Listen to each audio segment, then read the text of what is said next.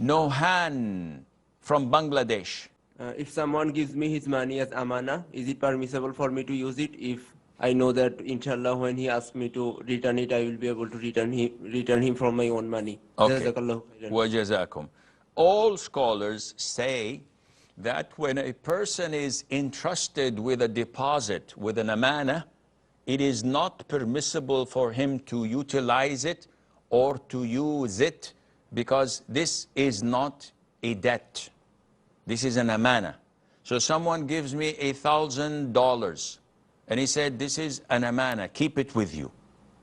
I keep it with me, and few weeks later, I need to use these $1,000 to buy groceries or to fix my car or to pay the rent.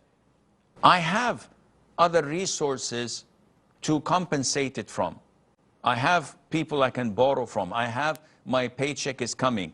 So I say to myself, it's lying there. It's $1,000. Let me take it and use it.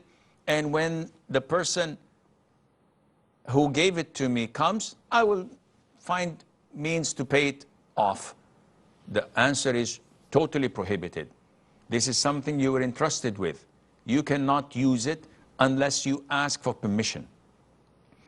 This is not a loan. When I borrow $1,000 from people, I can do with it whatever I want.